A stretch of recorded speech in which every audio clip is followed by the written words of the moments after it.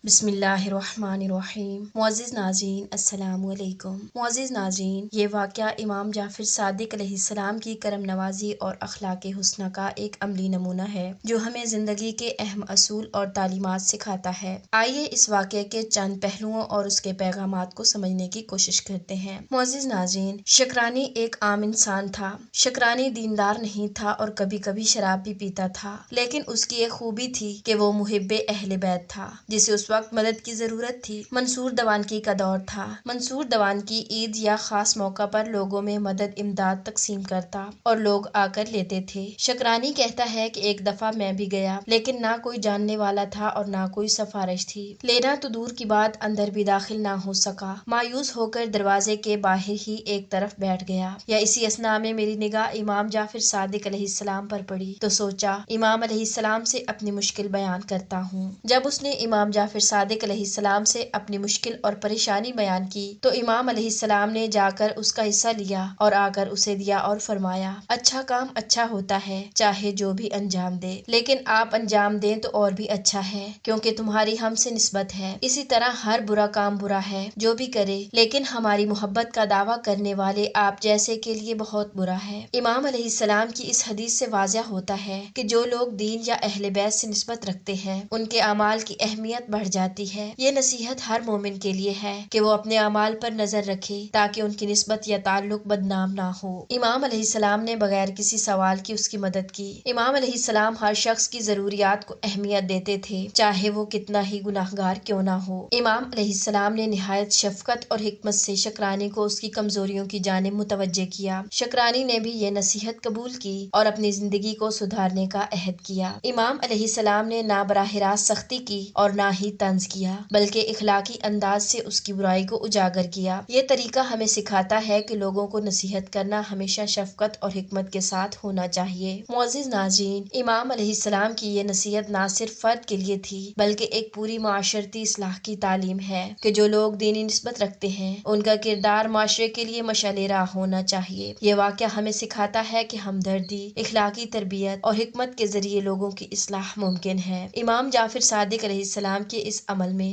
ہر انسان کے لیے سیکھنے کی بے شمار جہتیں موجود ہیں، اسی لیے ہمیں کوشش کرنی چاہیے کہ کسی کو تکلیف اور آزار پہنچائے بغیر اس کی اصلاح کرنے کی کوشش کریں۔ آخر میں اللہ تعالیٰ سے دعا ہے کہ اللہ تعالیٰ ہم سب کے دلوں کو محبت اہل بیت سے بھر دے۔ آمین ثم آمین۔